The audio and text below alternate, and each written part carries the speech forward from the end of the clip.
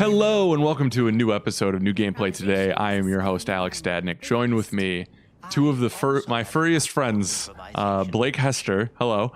Don't you ever say that about me Ben again. Reeves. What is wrong with you? And Ben Reeves. We're moving past it. Oh, hello. Today, we're giving you guys a quick look at Ratchet & Clank Rift Apart. I would assume you need no introduction, but this is the return to the Ratchet & Clank series that we haven't had in a long time. We had the 2016 game, but that was a remake.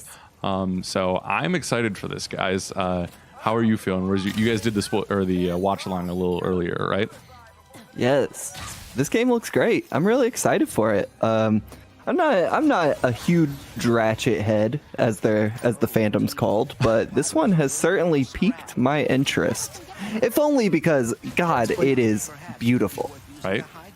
Yeah. Yeah, I mean, the game looks gorgeous visually. I love all the little details in the world. I love sci-fi worlds in particular, so yeah.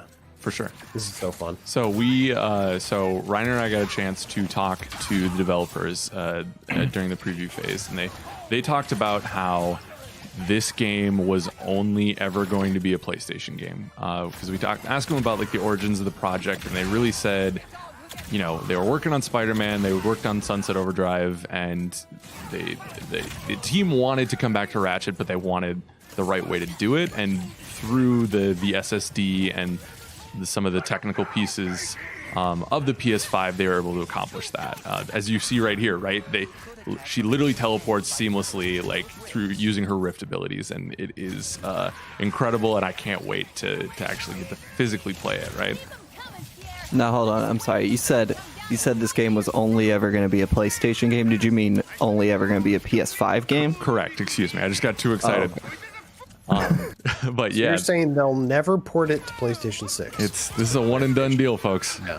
It's not coming to Stadia. can confirm. That I as think of you now. probably can confirm. Yeah. Yeah, definitely. So as you can see, this is, and if you clicked on it, obviously you're here for the sweet Rivet gameplay, and that's what you're getting, voiced by Jennifer Hale herself, which is very exciting. Dare I say it's riveting? Ah, well done. Thank you. That was a bit of a clanker, I think. I don't know. Let us know in the comments below. Was riveting a good joke? I have no doubt that they will.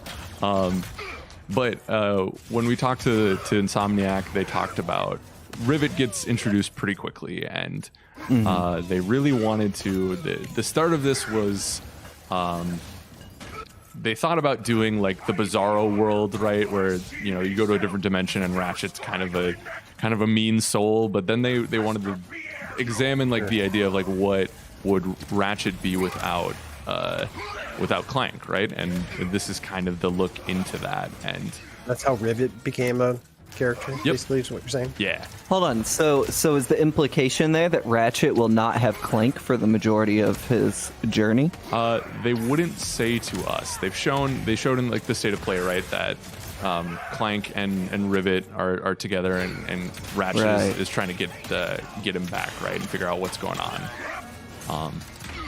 So I'm excited. They talked about how you're gonna explore these worlds kind of in tandem, where Ratchet and Rivet will have different things to do on the same planets. So combining that with the interesting,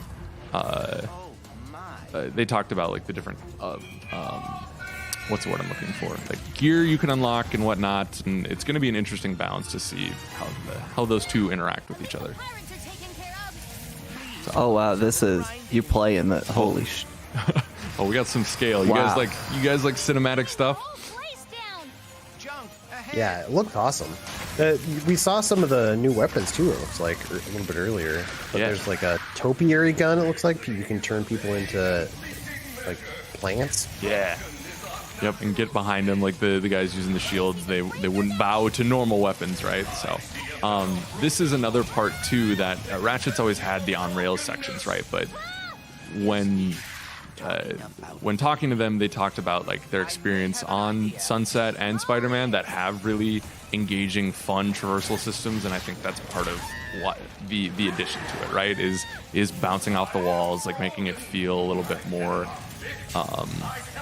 active instead of just jumping on a rail. So. I tend to try to temper my enthusiasm or when we do videos like this, but this is rad. Holy right? Yeah. Everything they've shown so far has me very, very excited.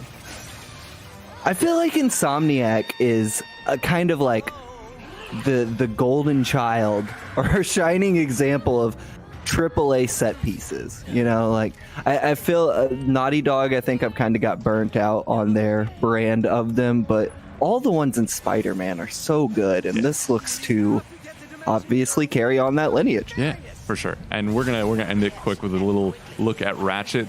This is from the beginning of the game where things are kind of going awry, and Dr. Nefarious grabs the Dimensionator, I believe it's called. So, but that's a pretty quick look. We have a couple more videos on the YouTube page right now that you guys can go check out that are more interview focused, but still show off some of the opening. And then Andrew Reiner himself has a bit of a preview for this awesome looking game. So, Ben, Blake, any quick final thoughts? When's this game come out? June 11, right? Yes, sir. On PS5. It's not June 11th, man. We're not there yet. One day. So. Less than a month. We're closing in on it. It's great. Yeah. Cannot wait. Thanks, everyone. We'll see you next time. Bye.